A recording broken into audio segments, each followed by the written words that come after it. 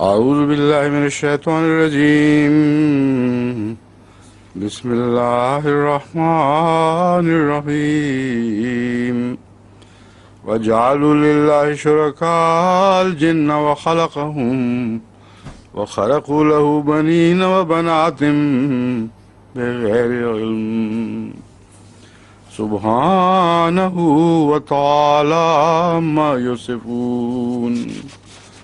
وكذلك بديع السماوات والأرض أنى يكون له ولد ولم تكن له صاحبة وخلق كل شيء وهو بكل شيء عليم.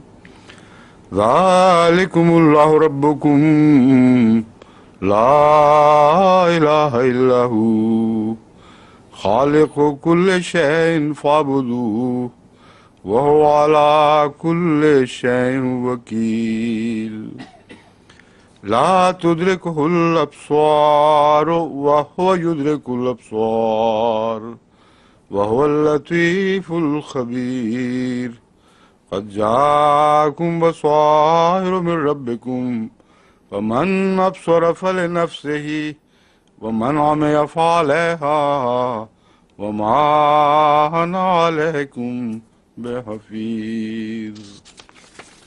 وكذلك نصرف الآيات وليقولوا درست ولنبينه لقوم يعلمون. اتبع ما أوحي إليك من ربك لا إله إلا هو وأعرض عن المشركين. ولو شاء الله ما أشركوا وما جعلناك عليهم حفيظا وما أنت عليهم بوكيل. ولا تسبوا الذين يدعون من دون الله فيسبوا الله عدوا بغير علم. كذلك زينا لكل أمة عملهم ثم إلى ربهم مرجعهم فينبئهم بما كانوا يعملون.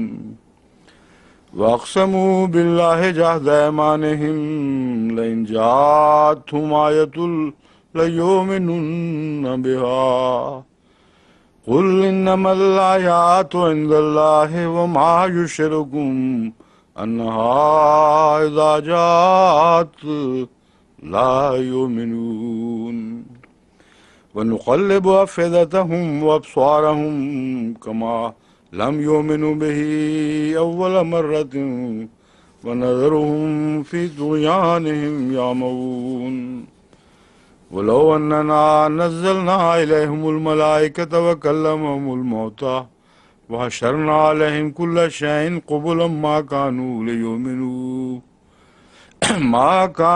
ليؤمنوا إلا أن يشاء الله ولكن أكثرهم يجهلون. وكذلك جعلنا لكل نبي عدوا شياطين الإنس والجن يوحي بعضهم إلى بعض زخرف القول غرورا ولتصغى إليه أفئدة الذين لا يؤمنون بالآخرة وليرضاه وليقترفوا ما هم مقترفون.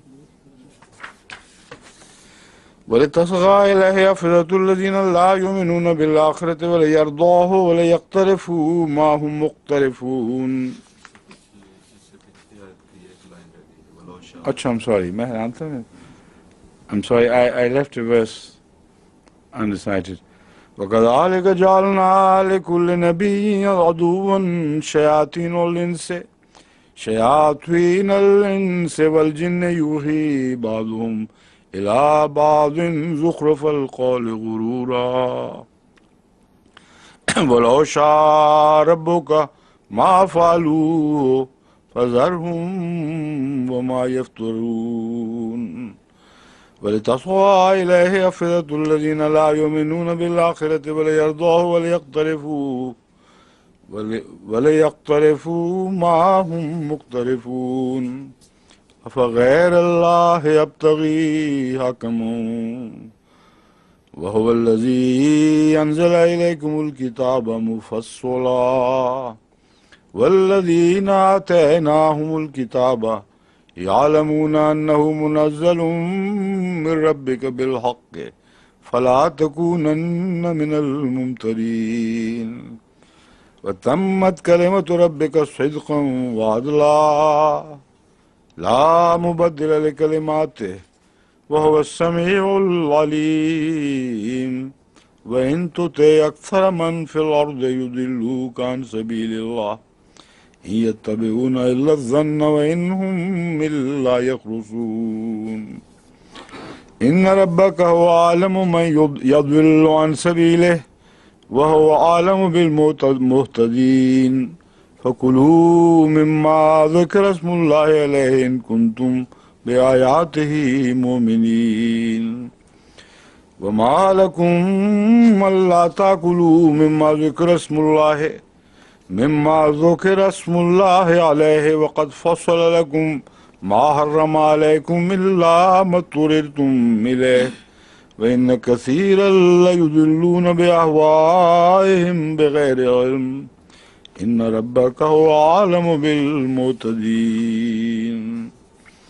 وذروا ظاهر الإثم وباطنه إن الذين يكسبون الإثم سيجزون بما كانوا يقترفون ولا تأكلوا مما لم يذكر اسم الله عليه وإنه لفسق وإن الشياطين يوحون إلى أوليائهم ليجادلوكم وإن أطعتموهم إنكم لمشركون.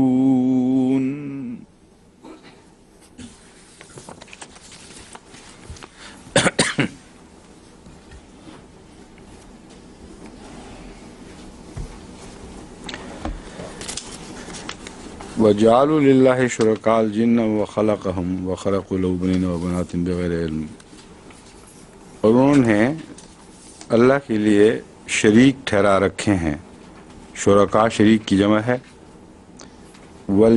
شرکاء الجن یعنی جنوں کو شریک بنا رکھا ہے. وَخَلَقَهُمْ جبکہ اللہ تعالیٰ نے ان کو پیدا فرمایا ہے.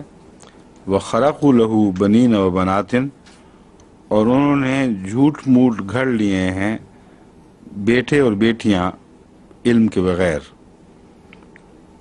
لہو اس کے لیے وخرقوا لہو اس کے لیے انہوں نے جھوٹ موٹ گھڑ لیے ہیں یا تجویز کر دیے ہیں یا بنا رکھے ہیں اس کے لیے بیٹے اور بیٹیاں بغیر کسی علم کے. سبحانہ وتعالی عما یصفون پاک ہے وہ اور بہت بلند ہے اس سے جو وہ بیان کرتے ہیں. بدیع السماوات والارض وہ پہلی بار آسمانوں اور زمین کا پیدا کرنے والا ہے. بدیع خلق سے مختلف ہے ان معنوں میں. بدع میں ابتدا اور آغاز جو پہلی چیز نہ ہو اس لیے ایجاد کے لیے بھی بدع کا لفظ استعمال ہوتا ہے. تو بدیع السماوات والارض جب کہ زمین و آسمان کا کوئی وجود نہیں تھا اس نے ان کو پیدا فرمایا. انا یکون لہ ولد اس کے اولاد ہو کیسے سکتی ہے. ولم تکن لہ صاحبہ اس کی تو کوئی بیوی نہیں ہے. اگر اس کی بیوی ہو تو پھر اولاد کا تصور ہے. یہ جو آیت کریمہ ہے اس سے استفادہ کرتے ہوئے میں نے اکثر عیسائیوں سے جب گفتگو ہوئی ہے اس کو بہت ہی مؤثر پایا ہے کیونکہ خصوصاً یہ جو یہوہ وٹنسز والے آتے ہیں کچھ تھوڑے سے دماغ میں اختراق ہے. ان کے جو خرق کرتے ہیں اللہ کے لیے ان کے دماغ میں خود اختراق ہوتا ہے. وہ بڑے ٹیڑھے لوگ ہیں. اس آیت کے ذریعے کبھی مجھے ان کے سامنے کسی قسم کی کوئی کمزوری محسوس نہیں بلکہ وہ لاجواب ہو کے واپس گئے ہیں. صاحبہ سے مراد صرف ساتھن نہیں بلکہ یہاں بیوی کے معنوں میں ہے. اور اگر حضرت مریم کے متعلق ان سے یہ سوال کیا جائے کہ بتاؤ کہ یہ اللہ کی بیوی تھیں یا نہیں تھیں, کیا مسٹریس تھیں یا بیوی تھیں؟ اگر مسٹریس تھیں تو پھر یہود سے کیوں ناراض ہو کے ناجائز بیٹے کا الزام لگاتے ہیں؟ ناجائز بیٹا خواہ ایک سے ہو یا دوسرے سے ہو، ناجائز بیٹا ناجائز ہی ہے۔ اگر اللہ کا تعلق مریم سے قائم ہوا ہے اور بیٹا ہوا ہے جیسا تم مانتے ہو کہ وہ مانتے ہیں کہ جسمانی بیٹا ہے، تو پھر اس کا مطلب یہ ہے کہ وہ بیوی تھی اور باقاعدہ جائز بیٹا ہے، اس میں کوئی شک نہیں۔ لیکن پھر یوسف سے کیوں شادی کی؟ کیا طلاق ہوئی؟ اور طلاق تمہارے یہاں جائز نہیں ہے اور نہ ثابت ہے، تو بغیر طلاق کے جب حضرت یوسف سے شادی کر لی تو پھر تم اسلام کی 4 شادیوں پہ کیوں اعتراض کرتے ہو؟ تم 2 خامدوں کا عقیدہ کیوں پیش نہیں کرتے؟ تمہاری شریعت تمہیں آزادی دیتی ہے کہ ہر وقت بیک وقت ایک عورت 2 خامد رکھے، ورنہ حضرت مریم پر ایڈلٹری کا الزام لگے گا، اور ایک وقت میں 2 خامد رکھنا تو بالکل تمہاری سوسائٹی جو اتنی بے حیا ہو چکی وہ بھی اجازت نہیں دیتی۔ تو یہ جو دلیل ہے اس کے سامنے ایسے بے چین ہوتے ہیں، کچھ پیش نہیں جاتی۔ تو اس لیے اللہ تعالیٰ نے جو یہ فرمایا ہے نا، یہ بہت ہی عظیم بات ہے، ایک نقطہ استدلال کا ہمارے ہاتھوں میں تھما دیا ہے۔ انا یکون لہ ولد، اس میں کوئی جسمانی اشارہ نہیں ہے، استدلالی مضمون ہے کہ چونکہ بیوی نہیں بچہ نہیں ہو سکتا۔ ایک تو یہ ہے نا موجود ہی کچھ نہیں تو کیسے ہوگا، لیکن اس میں جو گہرا استدلال ہے وہ اس آیت کے اندر مشتمل ہے۔ انا یکون لہ ولد ولم تکن لہ صاحبہ، اس کے اولاد، ولد بیٹے کو کہتے ہیں مگر اولاد کے لیے عربی میں ولد کا لفظ استعمال ہوتا ہے، جس کو نہ سمجھنے کے لیے بعض مستشرقین بے وقوفی سے یہ اعتراض کرتے ہیں کہ عربوں میں لڑکی کی قدر ہی کوئی نہیں، ولد کا ذکر ملتا ہے اور لڑکی کا نہیں، حالانکہ ولد اور اولاد میں محاورتاً قرآن کریم سے بھی ثابت ہے، عربی استعمال سے بھی بچے اور بچیاں سب شامل ہوتے ہیں۔ وَخَلَقَ كُلَّ شَيْءٍ وَهُوَ بِكُلِّ شَيْءٍ عَلِيمٌ، اور ہر چیز کا وہ خالق ہے، اس نے پیدا کی ہے، تخلیق کی ہے۔ یہاں بدا کے بعد تخلیق کا عمل شروع ہوتا ہے، اور وہ ہر چیز کا علم رکھتا ہے۔ ذَلِكُمُ اللَّهُ رَبُّكُمْ، یہ ہے اللہ تمہارا، اللہ تمہارا رب، یہ ہے اللہ تمہارا رب۔ لا الہ الا ہو، کوئی معبود نہیں ہے اس کے سوا۔ خالق کل شیء، جو چیز بھی ہے اس کی تخلیق ہے، اس سے خالق اور مخلوق کا رشتہ ہے اور کوئی رشتہ نہیں۔ فاعبدوہ، بس اس کی عبادت کرو۔ اب یہاں فاعبدوہ میں بھی عیسائیت کے خلاف ایک اور دلیل مل گئی ہے، کیونکہ حضرت عیسیٰ نے کبھی اپنی عبادت کا نہیں کہا، نہ وہ اقلوم ثلاثہ کیا نام ہے ان کا، حضرت جبرائیل، کیا مقدس کیا کہتے ہیں، روح القدس، ہاں روح القدس کے متعلق کوئی تعلیم نہیں ملتی اس کی عبادت کی۔ عیسیٰ علیہ السلام نے کبھی روح القدس کی عبادت نہیں کی، روح القدس نے کبھی عیسیٰ علیہ السلام کی عبادت نہیں کی، دونوں نے اللہ کی عبادت کی۔ اس لیے وہ ایک میں 3 ہونے کا تصور اڑ گیا، اور جو مخلوق ہے وہ خالق کی عبادت کرے، یہ دلیل قائم فرمائی گئی ہے۔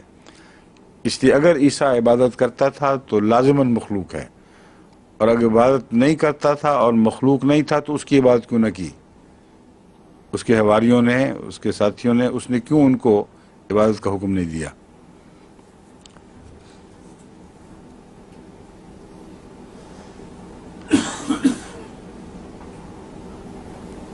خالق کل شیء فاعبدوہ وہو علی کل شیء وکیل، اور وہ ہر چیز پر نگران بھی ہے اور کارساز بھی ہے۔ وکیل میں دونوں معنی ہیں، یعنی ان سب چیزوں پر نگران ہے اور ساتھ کام بنانے والا بھی وہی ہے سب کے۔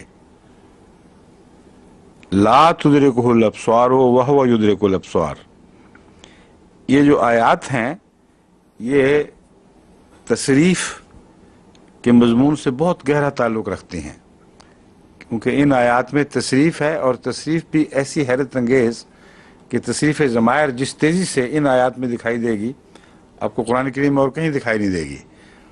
اور بدل بدل کر جو انسانی شعور تک پہنچنے کے مختلف رستے ہیں ان رستوں کو استعمال کیا گیا ہے.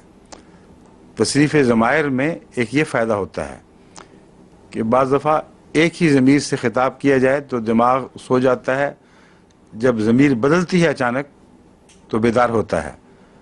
اور بعض تم کی ضمیر سے سنتے ہیں، بعض غیر اس کی ضمیر سے سنتے ہیں، بعض انا کے حوالے سے سنتے ہیں، بعض نحنو کے حوالے سے سنتے ہیں. تو ان آیات میں جو اب ہمارے پیش نظر ہیں، یہ تصریف کا ہر پہلو استعمال فرمایا گیا ہے، اور آگے جا کر یہ مضمون اور کھلتا چلا جائے گا. لا تدرکہ الابصار وہو یدرک الابصار. درک ہونا کسی چیز کا اس کی کنہوں سے واقفیت کو بھی کہتے ہیں، اور فی ذات ہی کسی تک پہنچنے کی صلاحیت کے لیے بھی لفظ درک استعمال ہوتا ہے. اللہ تعالیٰ کی ذات کو کوئی تصور، کوئی دھیان، کوئی قلبی جذبہ از خود نہیں پہنچ سکتا، کیونکہ وہ جب بعید سے بعید تر ہے تو اس کا یہ معنی بنتا ہے ناممکن ہے کہ انسانی ادراک اس کو پا سکے، اور قریب سے قریب ہونے کا مطلب یہ ہے کہ وہ ہر لمحہ انسانی ادراک کے قریب ہے، خود پہنچتا ہے اس کو. جہاں تک اس کے بعید ہونے کا تعلق ہے، انسانی ادراک کی ناطاقتی، اس کی لاچارگی ظاہر ہے. ناممکن ہے کہ وہ خدا تک پہنچ سکے. اگر نہیں پہنچ سکتا تو پھر رابطہ کیسے ہوگا؟ وہ اقرب ہے، وہ خود پہنچتا ہے، اور وہی راستہ، وہی حقیقت ہے عرفان کی جو ہاں وہ خود پہنچا ہو. جہاں بندے نے ٹامک ٹوئیاں ماری ہوں اور استدلال کے ذریعے پہنچنے کی کوشش کی جائے، وہ ہمیشہ ناقص ہوگا. ناممکن ہے کہ خدا کے پہنچے بغیر، اس کے الہام کے بغیر الہ کا صحیح تصور قائم ہو سکے. اس لیے دنیا میں وہ مذاہب جن کی بنیاد شرک کی ایک قسم کے ارتقاء سے ملتی ہے، ان توہمات سے پیدا ہوئے، ان میں کوئی ایک کوشش بھی خدا تک نہیں پہنچ سکی. ہر کوشش ناکام، ہر کوشش ناقص، ہر کوشش بیکار. اور یہ ایک بہت ہی اہم مسئلہ ہے جو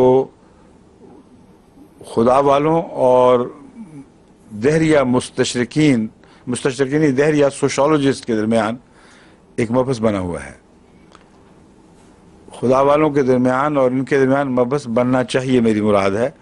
لیکن جہاں تک خدا والے کہلانے والے ہیں، وہ تو ان کو تو پرواہ کوئی نہیں کہ کیا کر رہے ہیں اللہ کے تصور سے. یہ بنیادی بحث ہے. یہ کہتے ہیں کہ انسان خدا واحد کے تصور تک اپنی کوششوں سے پہنچ سکتا ہے، اور یہ آیت جھٹلا رہی ہے کہ سوال ہی نہیں پیدا ہوتا. کوئی انسانی کوشش، کوئی انسانی تصور خدا واحد تک نہیں پہنچ سکتا. وہ کہتے ہیں ارتقاء ہے. پہلے انسان نے جانور دیکھے، ان سے مروب ہوا، بجلی کڑکتی دیکھی، اس سے مروب ہوا، بادل آئے، طوفان آئے، پھر اس کے روب کی دو کیفیتیں بنی. ایک استفادے سے مروب ہو کر محبت پیدا ہوئی، ایک جلووں سے، جلال سے ڈر کر خوف پیدا ہوا. اور عبادت کا تعلق جہاں تک یہ لوگ بیان کرتے ہیں، اس میں محبت والا پہلو بیان نہیں کرتے، کیونکہ یہ بھی کسی مضمون کو خود پہنچ ہی نہیں سکتے. ان کا ادراک بھی اتنا ناقص ہے کہ جو خدا تعالیٰ کی طرف جو ذہنی ارتقاء کا تصور ہے وہ بھی بالکل ناقص ہے. کہتے ہیں یہ آہستہ آہستہ شعور جوں بیدار ہونا شروع ہوا، چھوٹے بکثرت عام خداؤں سے خدا کا تصور اونچا ہونے لگا، اور پھر بالآخر ایک غیر مرئی خدا، ایک آخری الٹیمیٹ خدا کا تصور قائم ہو گیا. اور یہ ارتقائی چیز ہے. قرآن اس کو جھٹلا رہا ہے، تمام مذہبی تاریخ اس کو جھٹلا رہی ہے. آج تک ایک دفعہ بھی ایسا واقعہ نہیں ہوا کہ توہم پرست مذاہب سے توحید کا تصور از خود اٹھا ہو. بلا شبہ توحید کا تصور نازل ہوا ہے، ایک نبی کھڑا ہوا ہے، اس نے تصور پیش کیا ہے اور اس سے ان ارتقاء پسندوں نے ٹکر لی ہے، اور بلا استثناء ہر دفعہ ٹکرائے ہیں اس سے، متصادم ہو کے توحید کے تصور کو پارا پارا کرنے کی کوشش کی ہے۔ ایسا یہ گہرا انسانی فطرت کا مرض ہے کہ شرک کی طرف مائل ہو جائے، اگر خدا کا نور شامل حال نہ رہے، اس کا سہارا نہ رہے، تو توحید کی بجائے شرک کی طرف طبیعت مائل ہوتی ہے۔ چنانچہ تمام مواحد مذاہب کو پھر آگے انہوں نے ٹکڑے ٹکڑے کر دیا۔ تو ترقی معکوس کا ثبوت تو ساری مذہبی کائنات میں ملتا ہے، تمام مذہبی تاریخ میں توحید کو توڑ کر اس کو پارا پارا کرنے کا مضمون، انسان کے ہاتھوں توحید کے نقصان کا مضمون یہ نظر آتا ہے۔ مگر ایک بھی مثال نہیں تاریخ عالم میں کہ کسی مشرک قوم نے ارتقاء کرتے ہوئے ایک خدا کا تصور پیش کیا ہو۔ یہ جو مستشرقین ہیں، مستشرقین پھر منہ سے غلطی سے نکلا ہے، یہ سوشالوجسٹ، یہ ٹامک ٹوئیاں ماری جاتے ہیں پاگلوں کی طرح، اور حوالہ مذہبی تاریخ کا دے کر اس کے مطابق بات ہی نہیں کرتے، صرف نظریہ پیش کر دیتے ہیں۔ ایک بھی ثبوت کبھی پیش نہیں کیا کہ کبھی کوئی مشرکانہ مذہب توحید میں منتقل ہو گیا ہو۔ جو متس ہیں، یہ تو ہوا ہے کہ ظاہر سے غیر مرئی مت پیدا ہوئی ہے، اس میں کوئی شک نہیں۔ یعنی ایک ہیرو تھا، اس کو اٹھا کر آہستہ آہستہ خدائی درجات دیے گئے اور اٹھا لیا گیا اوپر، اور کانسٹلیشن بنا دیے گئے، ستارے بنا دیے گئے اس کے، یہ تو ملتا ہے۔ لیکن ان سے پھر آگے بڑے مصنوعی خدا پیدا ہوتے ہیں۔ یہ کبھی نہیں ہوا کہ 5-7 انہوں نے اوپر بھیج دیے ہوں اور وہاں جا کے جوڑ موڑ کر ایک بن گئے ہوں۔ یہ ہے اس آیت کا منطوق۔ صرف آسٹریلیا کا ایک کانٹیننٹ ہے جس نے ان کو مصیبت ڈالی ہوئی ہے، کچھ پیش نہیں جاتی۔ 600 مختلف قبائل، جن کی مختلف زبانیں، جن کا آپس میں کوئی رابطہ نہیں، اتنے بڑے عظیم بر اعظم پر پھیلے ہوئے، ہر ایک میں خدا واحد کا وہ تصور ہے جو اسلام پیش کرتا ہے، اور ماننا پڑتا ہے ان کو کہ کوئی ارتقاء نظر نہیں آیا۔ ترقی معکوس کے قائل ہیں، کہتے ہیں جہاں شرک ہے، یہ ثابت ہو چکا ہے کہ خدا واحد کے تصور سے آگے پھر ٹکڑے ہوا ہے مذہب، لیکن بہت شاذ، اکثر ایک دوسرے سے نہ ملے بغیر 600 گواہ موجود ہیں پورے کانٹیننٹ کے، اور سب سے قدیم گواہ، اتنے قدیم گواہ کہ کوئی انسانی مذہبی، کوئی انسانی تمدن اور تہذیب کی تاریخ اتنی قدیم نہیں ہے۔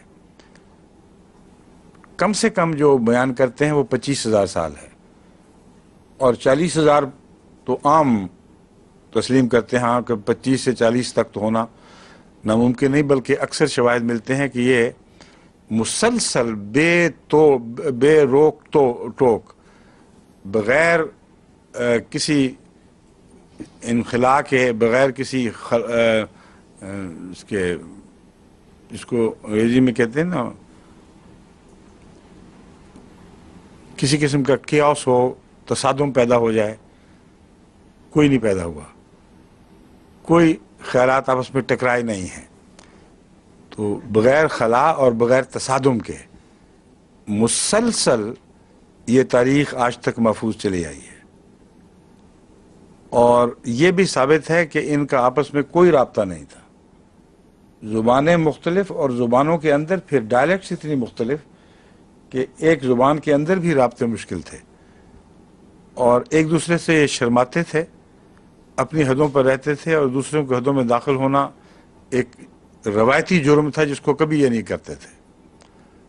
اس لیے بغیر تصادم کے، بغیر میل جول کے وہ الگ الگ رہے ہیں، اور ہر ایک میں خدا واحد کا تصور ہے۔ اتنی ان کی عقلیں ماری جاتی ہیں وہاں پہنچ کے کہ بعض یہ لکھنے لگ گئے کہ یہ اصل میں جب یہ ہمارے عیسائی مشنری پہنچے انہوں نے خدا کا تصور دیا۔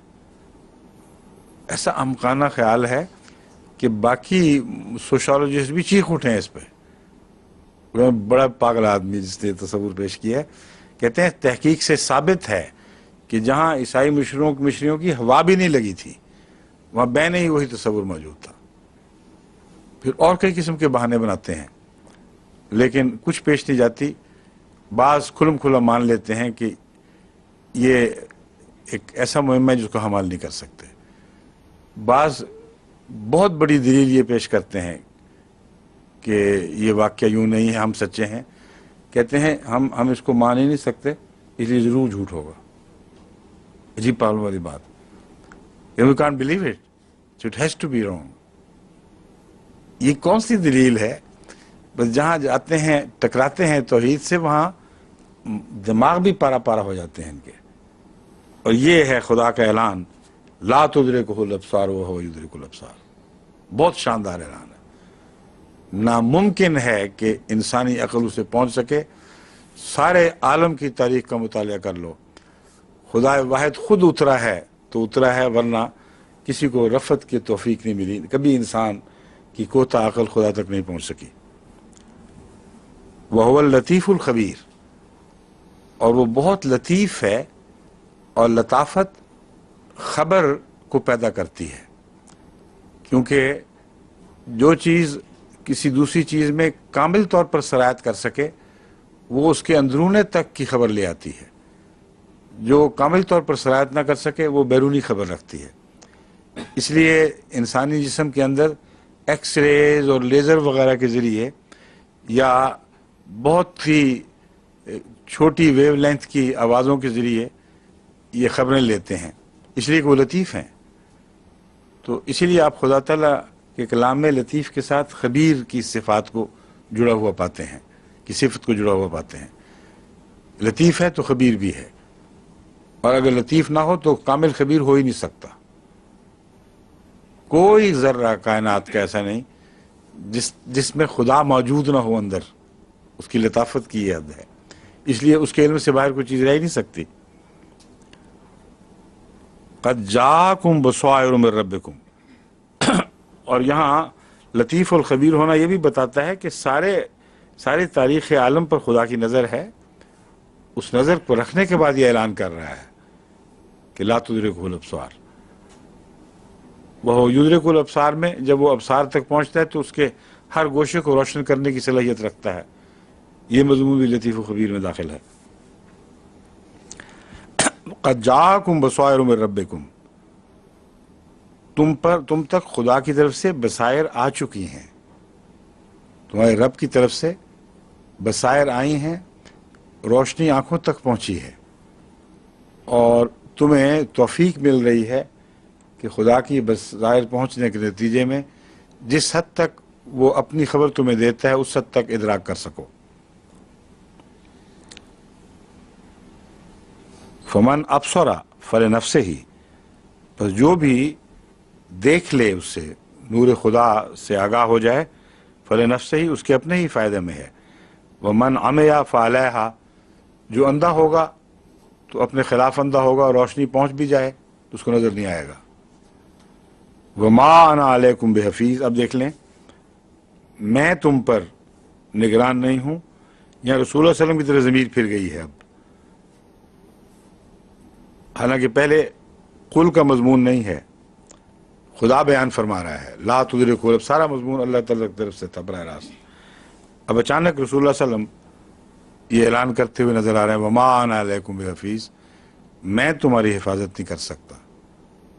اگر یہ ان دو باتوں میں تم اپنا اختیار حاصل کر لو جو خدا نے دیا ہے تو فائدہ پہنچے گا اگر تم ان بصائر سے فائدہ اٹھاؤ گے. لیکن اگر نہیں اٹھاؤ گے تو ما انا علیکم بحفیظ، میرا یہ کام نہیں ہے کہ میں تمہاری حفاظت کروں، پھر کوئی تمہیں بچا نہیں سکے گا. وَكَذَلِكَ نُصَرِّفُ الْآيَاتِ، اس طرح ہم آیات کو پھیرتے ہیں جگہ طرح طرح سے. وَلِيَقُولُوا دَرَسْتَ، تاکہ وہ یہ کہہ دیں درستہ، تو نے خوب سبق حاصل کیا اور خوب پڑھایا. یہاں درستہ کا معنی پہلے بھی میں غالباً کسی خود میں بیان کر چکا ہوں کہ میرے ذہن میں یہ یقین، مجھے دل میں یقین تھا کہ درستہ کا معنی صرف پڑھنا نہیں پڑھانا بھی ہوگا، کیونکہ یہ لفظ یہاں کامل حسن کے ساتھ تب ظاہر ہوتا ہے جب اس میں دونوں معنی پائے جائیں، اور آگے خطاب بھی ایسا ہے جس سے اس میں پڑھانے کا معنی لازماً شامل ہونا چاہیے، ورنہ کسی گواہ کو پتہ ہی نہیں کہ رسول اللہ صلی اللہ علیہ وسلم نے کیسا پڑھا خدا سے، وہ گواہ تو باہر کے گواہ ہیں۔ اس لیے جب میں تلاش کیا تو مجھے حوالہ مل گیا، غالباً یہ کہاں سے، کس کا تھا حوالہ؟ امام راغب کا یا دوسرے اور لغات کے تھے حوالے؟ امام راغب، غالباً امام راغب کا، مگر یہ قطعی طور پر مسلمہ مستند لغات کا حوالہ ہے کہ درسہ کا معنی ضروری نہیں کہ صرف پڑھانا ہو، بعض دفعہ پڑھنے کے معنوں میں بھی درسہ کا لفظ استعمال ہوتا ہے، پڑھانے کے معنوں میں پڑھنا ضروری ہو، پڑھانے کے معنوں میں بھی درسہ کا لفظ استعمال ہوتا ہے۔ درسہ جو درویش و ضروری نہیں ہے، اسی سے حرفی کے اندر پڑھانے کا مضمون بھی ہے، پڑھنے کا بھی مضمون ہے۔ تو وَلِيَقُولُوا دَرَسْتَ، وہ تاکہ وہ کہہ سکیں، گواہی دے سکیں کہ تو نے خوب پڑھا اور خوب پڑھایا، جو پڑھا خوب کھول دیا ہم پر۔ من علم و تعلم کا مضمون ہے جو اس ایک لفظ درس میں ملتا ہے۔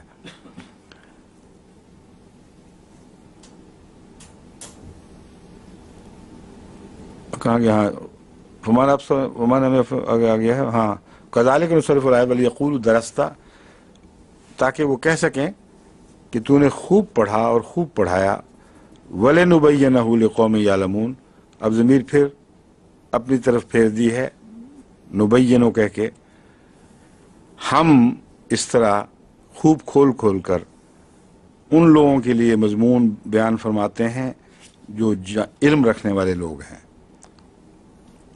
اتبع ما اوحی الیک من ربک، پیروی کر اس کی جو تیری طرف تیرے رب کی طرف سے اتارا گیا، لا الہ الا ہو، اس کے سوا اور کوئی معبود نہیں، وہ عارض عن المشرکین، اور مشرکین سے اعراض کر، ولو شاء اللہ ما اشرکو، اگر اللہ چاہتا تو ان سے وہ شرک نہ کرتے، وما جعلناک علیہم حفیظا، اور ہم نے تجھے ان پر حفیظ یعنی محافظ نہیں بنایا، وما انت علیہم بے وکیل، نہ تو ان کا دروغہ ہے نہ ان کی طرف سے جواب دہ ہے، نہ تو ان کی وکالت پر مقرر ہے، نہ تو ان پر ایسا نگران کہ اگر وہ نہ کر سکیں تو تجھ سے پوچھا جائے۔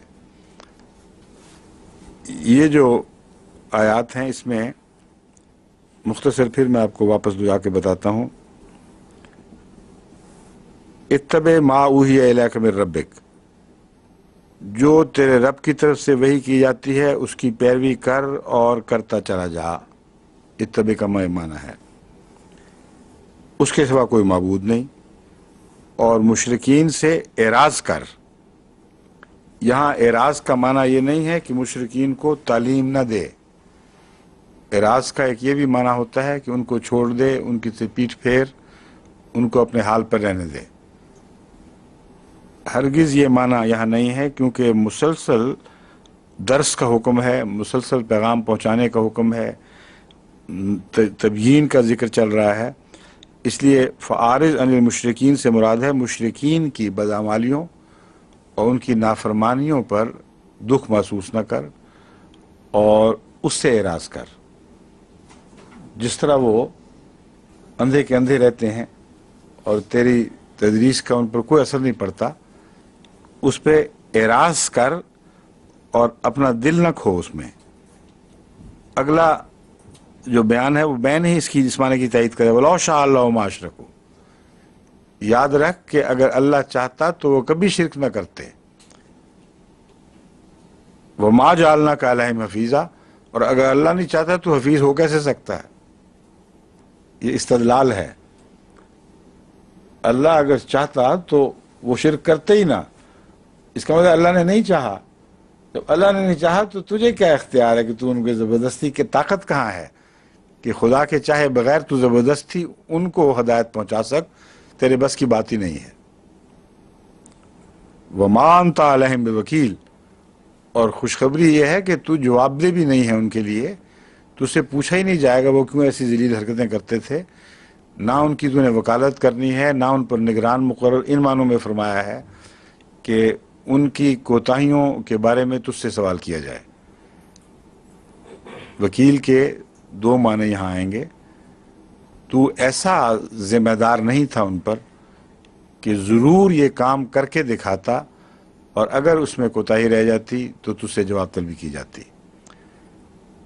دوسرا وکیل کا معنی ہے تو ان کی وکالت پر مقرر نہیں ہوا، اگر وہ بدعمالیاں کرتے ہیں یا منہ پھیرتے ہیں تو تجھے ان کی وکالت کا کام سپرد نہیں ہوا، تو بری ذمہ ہے، وہ خود اپنا جواب دیں گے۔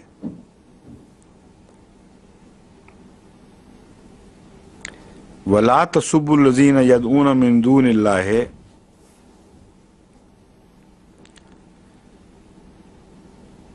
یہ جو تصریف کا مضمون ہے یہ پہلے سے چل رہا ہے، جو پچھلی آیات گزر چکی ہیں ان میں مثال دینا چاہتا تھا کہ صرف ان آیات کی بات نہیں کر رہا، اس سے پہلے جو گزری ہیں وہ سارا مضمون ہی تصریف کا ہے۔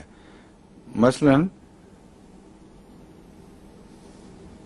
هو الذی انزل من السماء ماء، وہی ہے جس نے آسمان سے پانی اتارا، فاخرجنا بہ، پھر ہم نے نکالا اس میں سے، نبات کل شیء، فاخرجنا منہ خضرا نخرج منہ حبا متراکبا، تصریف بھی ماضی سے مستقبل، حال سے غائب، واحد سے جمع، یہ وہ مضمون ہے جو آخر تک اسی طرح تصریف کا چل رہا ہے۔ اور آخر پر حکمت یہ بیان فرمائی ہے کہ تصریف کے ذریعے ہم ہر دماغ کے گوشے کو روشنی پہنچا رہے ہیں، ہر ضمیر استعمال کر لیا، ہر زمانہ استعمال کر لیا کہ کسی کے دماغ میں کچھ تو داخل ہو، لیکن پھر بھی تمہاری آنکھیں بند رہیں، تو پھر اے محمد تیرا قصور کوئی نہیں، تو نے اپنا حق ادا کر دیا، اللہ جانے اور یہ جانے۔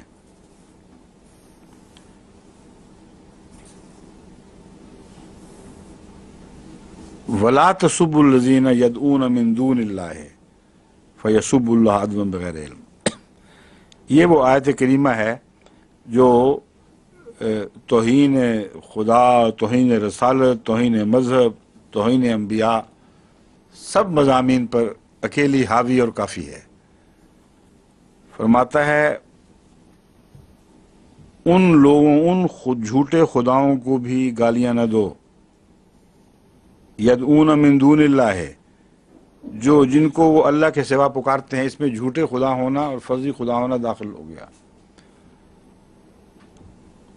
گالیاں نہ دو، پہل نہ کرو اس بات میں، کیونکہ تمہیں زیب نہیں دیتا، کیونکہ اس کے جواب میں اگر کسی کے معبود کو، کسی کے بزرگ کو گالی دی جائے تو طبعاً انسان جوابی کارروائی کر کے اس کے معبود کو، اس کے بزرگ کو بھی گالی دیتا ہے۔ اس صورت میں ذمہ داری تم پر عائد ہوگی، اس لیے ہرگز کسی کے بڑے کو، کسی کے بزرگ کو بد کلامی سے یاد نہ کرو، اور ان کے معبود جھوٹے سے ہی، فرضی سے ہی، ان کو بھی گالی نہیں دینی، اس لیے کہ تمہیں اللہ سے محبت ہے۔ پھر اگر وہ اللہ کو گالی دیں گے پھر تمہیں تکلیف پہنچے گی، اور تکلیف ایسی پہنچے گی کہ اس کا علاج کوئی ہم نے تمہیں نہیں دیا۔ تکلیف پہنچے گی لیکن تم مار نہیں سکو گے، تکلیف پہنچے گی مگر اپنا بدلہ نہیں اتار سکو گے، تمہیں کوئی اختیار ہم نے نہیں دیا کہ اس دنیا میں اس کا بدلہ لے لو۔ تو بڑی بے قراری ہے، گالی دے بیٹھو گے فرضی سمجھ کر، اور جب جواب کر دیں گے تو حقیقی پر ان کا حملہ ہوگا، اور تمہاری بے اختیاری وہ ہے جو ان کی نہیں ہے، وہ تو تمہیں مارتے بھی ہیں جواباً، تم مار نہیں سکتے، تمہیں اختیاری کوئی نہیں۔ فرماتا ہے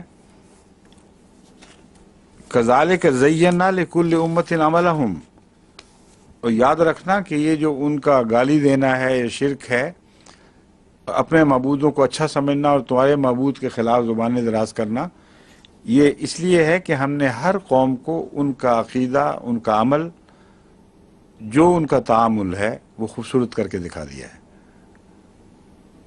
یعنی فطرت میں یہ بات داخل کر دی ہے کہ جس کا کوئی عقیدہ ہو، جس کا کوئی عمل ہو، جب تک وہ اس کے ساتھ رہتا ہے وہ اس کو اچھا سمجھتا ہے، جھوٹ ہو یا سچ ہو یہ بحث نہیں ہے، وہ اچھا ضرور سمجھتا ہے، اگر اچھا نہ سمجھے گا تو چھوڑ دے گا۔ تو فرمایا چونکہ یہ قانون ہے کہ ہر شخص اپنے عقیدے کو اچھا سمجھتا ہے، ثم الی ربہم مرجعہم، پھر اپنے رب کی طرف وہ لوٹائے جائیں گے، فینبئہم، وہ خبر دے گا ان کو، بما کانوا یعملون، جو وہ عمل کیا کرتے تھے۔ یہاں کسی شریعت کورٹ کے خبر دینے کا ذکر ہی کوئی نہیں، کسی مولوی کے خبر دینے کا ذکر ہی کوئی نہیں، کسی انسان کے خبر دینے کا ذکر کوئی نہیں۔ سب سے بڑی توہین تو توہین خداوندی ہے، اور اس کا جو بنیادی اصول بھی بتا دیا گیا کہ ہر قوم اپنے عقیدے کو اچھا سمجھتی ہے، اس لیے جب اس پر حملہ کرو گے تو وہ جوابی حملہ کریں گے۔ اس جوابی حملے کے بعد تم بے اختیار ہو، کیونکہ خدا یہ کہتا ہے کہ یہ فیصلہ پھر آسمان پہ ہوگا، زمین پہ نہیں ہوگا۔ اس جھگڑے میں پیشی آخر پہ ہوگی جب دوبارہ اٹھائے جاؤ گے، اور اللہ اس دن بتائے گا کہ کون سچا ہے۔ اس میں ایک حیرت انگیز ہیوملٹی کا سبق ہے، یعنی عجز اور انکساری کا، کہ اپنی عقل پر بھی کسی کو کوئی بھروسہ نہیں رہتا۔ پھر جب تک تم سمجھتے ہو کہ تم سچے ہو، تمہیں حق ہے، تم چمٹے رہو، لیکن اس کے باوجود تمہیں یہ حق نہیں ہے کہ چونکہ میں اپنے آپ کو یقیناً سچا سمجھتا ہوں اس لیے غیر سارے ضرور جھوٹے ہیں۔ تم ان کے نقطہ نگاہ میں کی طرف جا کے ان کے زاویے سے ذرا اپنے آپ کو دیکھو تو تمہیں لگے گا کہ وہی سچے ہیں، اور اسی طرح تمہیں خوبصورت دکھائی دے گا تمہارا اپنا مذہب، جس طرح تمہیں اپنا مذہب اب ان کے مقابل پر خوبصورت دکھائی دے رہا ہے۔ تو ایسی صورت میں حل کیسے ہوگا پھر؟ کیا ہر مذہب کو خدا اجازت دے دے گا کہ اپنے مذہب کے خلاف جو کچھ سوچتا ہے اس کا قتل و غارت شروع کر دے، اس نام پر کہ اس کی ہتک اور گستاخی کی گئی ہے؟ اگر یہ ہو تو مذہب کی دنیا سے امن و امان کلیتاً اٹھ جائے۔ اس لیے اللہ نے اپنے ہاتھ میں رکھا ہے، ثم الی ربہم مرجعہم فینبئہم بما کانوا یعملون، بما کانوا یعملون، کہ وہ کیا کیا عمل کیا کرتے تھے، ان کی حیثیت کیا تھی، ان کی کیا قدر و قیمت تھی۔ اس ضمن میں آپ اب دیکھیں تصور، جو حد تک کا تصور ہے وہ اتنا گہرا ہے جس کو جاہل مولوی کی آنکھ پاتی ہی نہیں۔ وہ یہ نہیں سوچتے کہ ایک ہندو خداؤں بتوں کو سچا سمجھ رہا ہے، خدا واحد کو جھوٹا سمجھ رہا ہے، رسول اللہ علیہ وسلم کو مفتری سمجھ رہا ہے، اسلام کی تعلیم کو سب ایک عربی امی کے نفس کی گھڑی ہوئی تعلیم سمجھ رہا ہے۔ یہ کہتے ہیں کوئی گستاخی نہیں، یہ عقیدہ ان کا، ان کے نزدیک کوئی گستاخی نہیں، ورنہ تمام ہندوؤں کا قتل عام ہو جاتا۔ اگر ہندوستان میں بس نہیں تو اپنے ملک میں کر ڈالتے۔ عیسائی عقیدہ رکھتے ہیں کہ رسول اللہ علیہ وسلم جھوٹے ہیں، اور رسول اللہ علیہ وسلم کے متعلق کوئی عیسائی کوئی بات کر دے تو اس پر تو کہتے ہیں کہ اس کو قتل کر دو، اس کو پھانسی لگا دو، اور جانتے ہیں کہ ہر عیسائی کا یہ عقیدہ ہے کہ رسول اللہ علیہ وسلم نعوذ باللہ من ذالک جھوٹے ہیں، مسیح کے بعد کوئی نبی آ ہی نہیں سکتا۔ تو خاتم النبیین کا عقیدہ تو عیسائیوں میں تو سے پہلے تھا، وہ کہتے ہیں آ گئے جو آنے تھے مسیح سے پہلے۔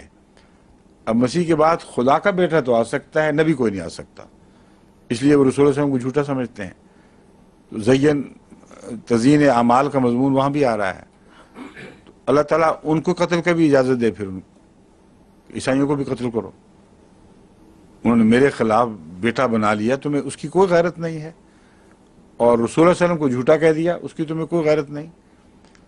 پھر عیسائیوں کی باری آ جاتی ہے، پھر اللہ تعالیٰ فرماتا ہے کہ حضرت عیسیٰ خدا کے سچے نبی، ان کی ماں کو یہودی بدکار کہتے تھے، اور خدا کے نبی کو ولد الزنا کہتے تھے، ناجائز اولاد، اور اللہ نے لعنت کی، لیکن عیسائیوں کو اجازت نہیں دی کہ یہودیوں کا قتل عام کریں۔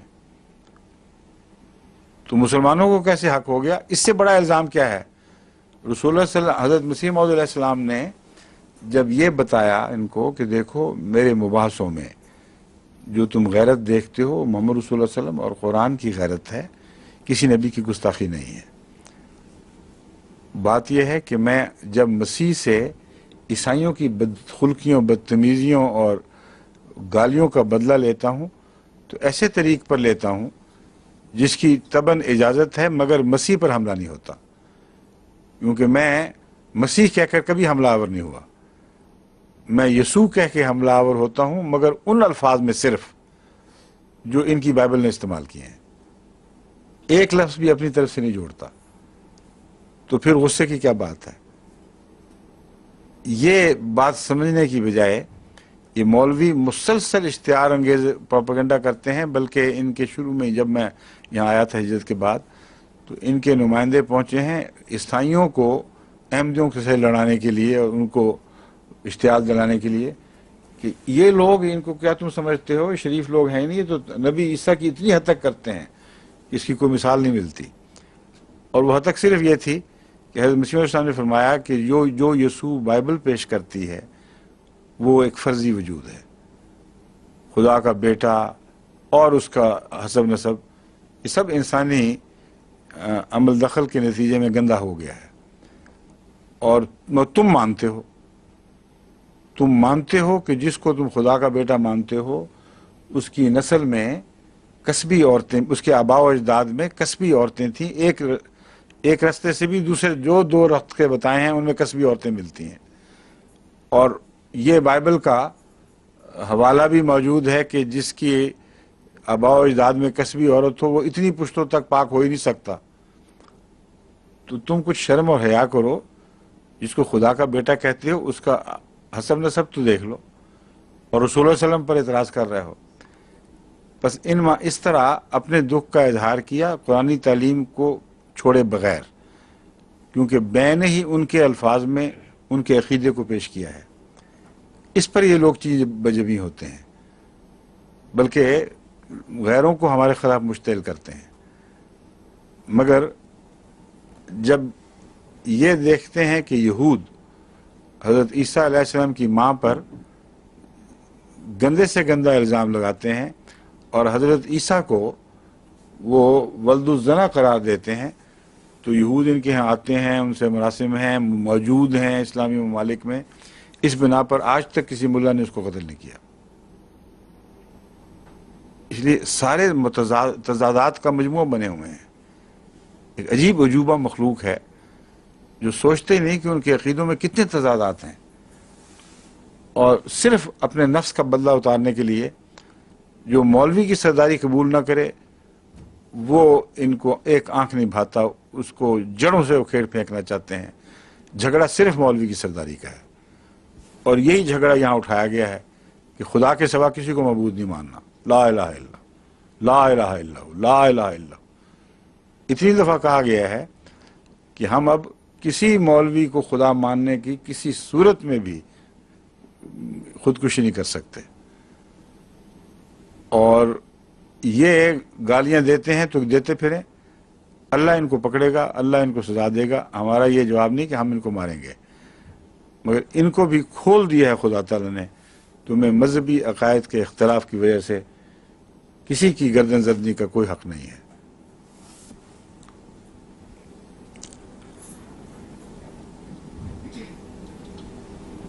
پھر فرماتا ہے آگے، وقت ہے نا ابھی کچھ؟ ہاں یہ ہے ماشاءاللہ.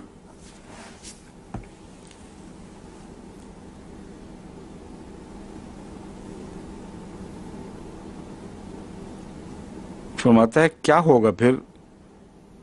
قل انما الآیات، ہاں اس سے پہلے اقسم باللہ جہد ایمانہم، وہ خدا کی بڑی بڑی پختہ قسمیں کھاتے ہیں.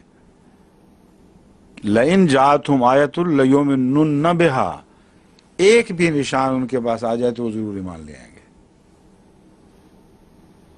اب آپ کو یاد ہوگا مولوی سارے لٹریچر میں اپنے یہ مطالبے کرتے پھرتے ہیں کہ مرزا صاحب ایک نشان دکھا دو.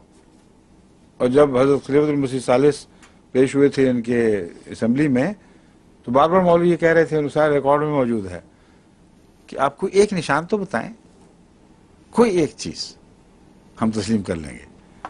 کہ دیکھو کس طرح خدا نے ان کے نقشے کھینچے ہوئے ہیں. لَيُؤْمِنُنَّ بِهَا، قسمیں کھا کے کہتے ہیں. قُلْ إِنَّمَا الْآيَاتُ عِندَ اللَّهِ، ان سے کہو اللہ کے پاس تو بہت نشان ہیں. وَمَا يُشْعِرُكُمْ، تم بے وقوفوں کو یہ کیسے سمجھایا جا سکے، تم گدوں کو کون عقل دے گا، أَنَّهَا إِذَا جَاءَتْ لَا يُؤْمِنُونَ، کہ جب وہ آئیں گے نشانات تو یہ لوگ جو قسمیں کھانے والے ہیں ایمان نہیں لائیں گے. ایسا عجیب استدلال ہے، اتنا مضبوط، تمام تاریخ مذاہب پر یکساں پھیلا ہوا ہے. حضرت موسیٰ کے نشان کو دیکھ کر فرعون اور اس کے کن ساتھیوں نے کون ایمان لایا تھا؟ حضرت عیسیٰ مردے کہتے زندہ کرتے پھرتے تھے، اور کوئی تھا جو ایمان لایا؟ مردے بھی 2 سانس لیے گواہی دے کے مر گئے، لیکن جس نے دیکھا، جس نے چلتے دیکھا، جو ایمان لائے تھے وہی ساتھ پھرتے جاتے تھے، لیکن غیر قوم نے کسی نے آپ کو سچا نہ سمجھا ان نشانات کی وجہ سے. کون سا نبی ہے جس کے نشان دیکھ کر قوم ایمان لائی ہو؟ تو قرآن کریم ان عیسائیوں کو توجہ دے رہا ہے. تم بیوقوفوں کی طرح یہ کہہ رہے ہو کہ ہمارے انبیاء نے یہ نشان دکھائے، موسیٰ نے یہ نشان دکھائے، فلاں نے یہ نشان دکھائے ہوں گے. مقصد کیا تھا؟ ایمان؟ تو ایمان تو وہ نہیں لائے، تمہاری بائبل گواہ ہے. تو تم کس بنا پر قسمیں کھاتے ہو کہ اگر کوئی نشان دکھا دے؟ وجہ بیان فرما رہا ہے کہ اگر نشان دکھا دے تو تمہیں دکھائی نہیں دے گا، اسی لیے تو کہہ رہے ہو کہ نشان نہیں آیا. تمہارا یہ کہنا ثابت کر رہا ہے کہ تم جھوٹے ہو.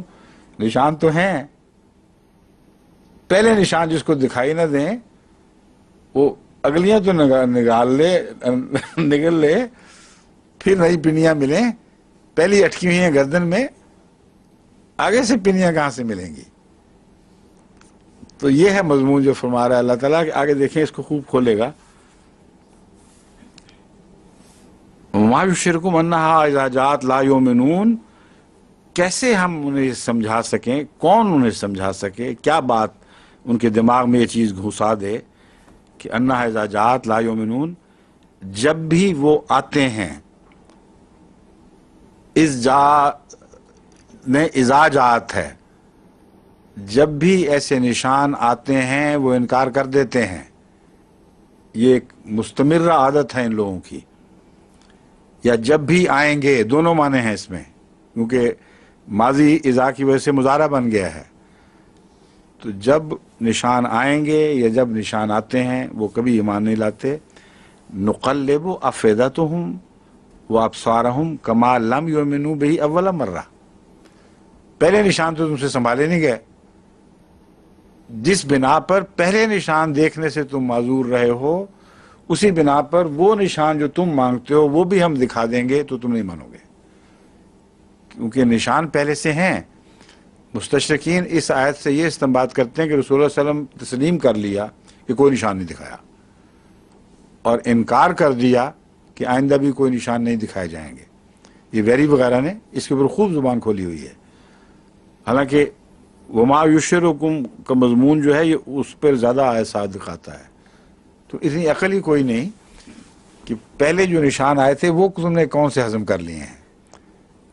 ان نشانات کو نہ اپنے نشانات کو دیکھ کے تم لوگ مانے، نہ رسول اللہ علیہ وسلم کے نشانات کو دیکھ کر تم ایمان لائے.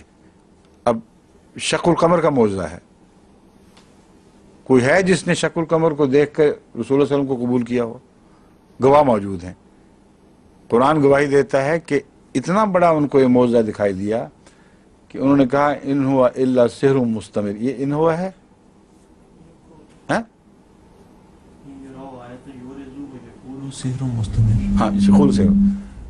یورزو و یقول سحر مستمر.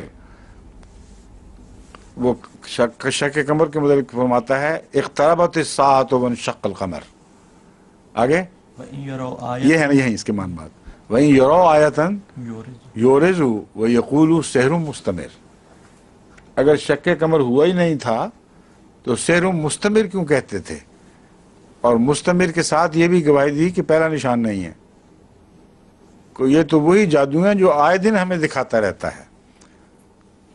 تو قرآن کریم تو جاری نشانات کے سلسلے کی گواہی دے رہا ہے، اور ایسی گواہی جو ساری قوم پر روشن ہوئی ہے، اور ایک بھی آگے سے کہنے والا نہیں اٹھا کہ قرآن نے جھوٹ بولا ہے. کوئی واقعہ نہیں ہوا تھا، نہ ہم نے یہ کہا تھا. اور اس اصول کو مستشرقین تسلیم کرتے ہیں. کہتے ہیں قرآن کریم جب اپنے زمانے کی بات کرتا ہے تو لازماً اسے سچ ماننا ہوگا، خاتم قرآن کو محمد رسول اللہ کا کلام سمجھو، کیونکہ ناممکن ہے کہ وہ اس دعوے کے ساتھ کہ میں خدا سے کلام سنتا ہوں، خدا کا کلام پڑھتا ہوں اور خدا عالم الغیب اور حاضر ہے، وہ تاریخ میں اس حاضر تاریخ میں کھلا کھلا جھوٹ بول دیتے. یہ ناممکن تھا. اگر کرتے تو سب ماننے والے چھوڑ کے چلے جاتے. اب یہ وہ قرآن کی گواہی ہے کہ دکھائے گئے ہیں نشانات، مستقل دکھائے گئے ہیں. تم اپنے منہوں سے تسلیم کر بیٹھے ہو کہ جاری سلسلہ ہے، مگر سحر کے طور پر اسے بیان کرتے ہو، نشان کے طور پر نہیں دیکھتے. اس لیے فرمایا اول مرتين، پہلی دفعہ جب تم نے نشان دیکھے تھے تم نے پھر کیا کیا تھا؟ تم نے انکار ہی کیا تھا. اسی طرح ہم تمہارے سرکشی کے طوفانوں میں تمہیں بھٹکتا ہوا چھوڑ دیں گے جیسا پہلی بار تم انکار کر چکے ہو. وَلَوْ أَنَّنَا نَزَّلْنَا إِلَيْهِمُ الْمَلَائِكَةَ، یہ وہ کیفیت ہے جو ہمیشہ انبیاء کے منکرین کی ہوتی ہے. آج کے منکرین کی بھی بین یہی کیفیت ہے، پہلے بھی اس طرح گزری ہے. یہ اس خلاصہ نکالا جا رہا ہے ساری بات کا کہ کیا مصیبت ان لوگوں کو پڑی ہوئی ہے. وَلَوْ أَنَّنَا نَزَّلْنَا إِلَيْهِمُ الْمَلَائِكَةَ، اگر ہم ان پر کھلم کھلا فرشتے اتار دیتے. وَكَلَّمَهُمُ الْمَوْتَى، اور مردے ان سے کلام کرنے لگتے، جیسا کہ عیسائی کہتے ہیں کہ مردوں نے کلام کیا. وَحَشَرْنَا عَلَيْهِمْ كُلَّ شَيْءٍ قُبُلًا، اور ہر چیز جو نشان کے طور پر گواہی دے سکتی ہے سامنے سے دوڑتی ہوئی ان کی طرف آتی. قبلا بڑھتی ہوئی ان کی طرف آ جاتی. ما كانوا ليؤمنوا، ناممکن تھا کہ یہ ایمان لے آتے. الا ان یشاء اللہ، سوائے اس کے کہ اللہ چاہتا. اور اللہ نے یہ نہیں چاہا کہ یہ بدبخت ایمان لائیں، لیکن جو نیک لوگ ہیں ان کے متعلق چاہا ہے، اس لیے وہ ایمان لے آتے ہیں. اس لیے یہاں آگے اکثر ہم فرمایا ہے کلیتاً ساری قوم کا کہ ایمان کی نفی نہیں فرمائی. اب فرماتا ہے ولیکن اکثرہم یجہلون، مشکل یہ ہے کہ ان میں سے اکثر چونکہ جاہل ہیں، جہالت سے پیش آتے ہیں، اس لیے خدا کا یشاء کا عمل ان پر نہیں ہوتا. اللہ انہی کو چاہتا ہے کہ وہ ہدایت پائیں جن میں جاہلانہ تعصب اور جاہلانہ ضد نہیں ہوتی. وَكَذَلِكَ جَعَلْنَا لِكُلِّ نَبِيٍّ عَدُوًّا شَيَاطِينَ الْإِنسِ وَالْجِنِّ. ماجد صاحب یہ ترجمہ بھی درستی کا محتاج ہے. وَكَذَلِكَ جَعَلْنَا لِكُلِّ نَبِيٍّ، اسی طرح ہم نے بنایا ہر نبی کے لیے عدوًا، ایک دشمن بنا دیا، ایک نہیں دشمن بنا دیا. شیاطین الانس والجن، انس کے شیطانوں کو بھی اور جن کے شیطانوں کو بھی. یہاں مضاف مضاف الیہ ہے، اس کا مطلب ہے انسانوں میں سے بھی جو شیطان ہیں، چھوٹے لوگوں عامت الناس میں سے بھی جو شیطان ہیں، اور بڑے لوگوں میں سے بھی جو شیطان ہیں، ان کو ہم نے دشمن بنا دیا ہر نبی کا. یہاں ثابت ہوتا ہے کہ جن کا معنی وہ دوسرا لینا جائز نہیں ہے، کیونکہ کوئی گواہی نہیں ملتی کہ انسانی مخلوق کے سوا جنوں نے نبیوں کو مصیبت ڈالی ہو اور اب پتہ لگے کہ یہ نقصان جن پہنچا گئے، وہ نقصان جن پہنچا گئے. جو بھی نقصان پہنچے ہیں یا چھوٹے لوگوں کی طرف سے پہنچے ہیں، بڑے لوگوں کی طرف سے پہنچے ہیں. تو انسانی شیطان جو دو گروہوں میں ہیں ان کا ذکر ہے. عامت الناس کے میں سے شیطان، ان کے لیڈر، اور خاصت الناس یا بڑے لوگوں میں سے ان کے لیڈر جو ہیں وہ ہمیشہ دشمن بنائے گئے ہیں خدا کے انبیاء کے. ہر نبی کے لیے دشمن بنائے گئے. بعضهم الی بعض، یوحی بعضهم الی بعض. اب کہاں ہمیں شواہد ملتے ہیں کہ جنوں نے اس زمانے میں انبیاء کے مخالفوں کو وحی کی ہو؟ کوئی ایک بھی حوالہ قرآن کریم میں نہیں ملتا کہ جنوں نے شیطانوں نے، یعنی جن کو یہ جن سمجھتے ہیں، ان کے انبیاء کے مخالفوں کو وحی کی ہو. لیکن یہ پتہ لگتا ہے بڑے لوگ چھوٹوں کو پیغام بھیج رہے ہیں، چھوٹے بڑوں کو پیغام بھیج رہے ہیں، ایک دوسرے سے رابطے چل رہے ہیں سازشوں کے. کہیں حکومت کی طرف سے مولوی کو بتایا جاتا ہے کہ کر گزرو ہم تمہارے ساتھ ہیں، پرواہ نہ کرو، یہ بھی کر لو وہ بھی کر لو، اندر کھاتے مشورے ہوتے ہیں، یہ سارے وحی کی قسمیں ہیں، یہ ساری وحی کی قسمیں ہیں جن کی طرف اشارہ فرمایا گیا ہے۔ زخرف القول غرورا، لیکن ملمہ سازی کی باتیں کرتے ہیں، سارے جھوٹ بول رہے ہوتے ہیں ایک دوسرے سے۔ جب مولوی کو کہتا ہے یا عوام الناس کو کہتا ہے یہ کرو ہم تمہارے ساتھ ہیں یا یہ ہوگا، کچھ بھی نہیں ہوتا، سب جھوٹ بولتے ہیں۔ مولوی حکومت سے جھوٹ بولتا ہے، حکومت مولویوں سے جھوٹ بولتی ہے، ملمہ سازی کے قصے ہیں اور دھوکہ دہی کی خاطر ہے صرف۔ غرورا کا مطلب ہے یہ جو ملمہ سازی کی باتیں ہیں محض دھوکہ دینے کے لیے ہیں۔ ولو شاء ربک ما فعلوہ، اور پھر وہی مضمون، اللہ اگر ہدایت دینا چاہتا تو دے دیتا، اگر شرک سے باز رکھنا چاہتا تو باز رکھتا، بس اگر اللہ یہ چاہتا کہ ایسی حرکتیں نہ کریں تو نہ کرتے۔ فذرہم وما یفترون، بس انہیں چھوڑ دے اور اسے بھی جو وہ افطرا کرتے ہیں۔ ہو گیا وقت؟ وہ 2 مٹھی والا نہیں آیا، نوٹ کر لیں آیت کا نمبر۔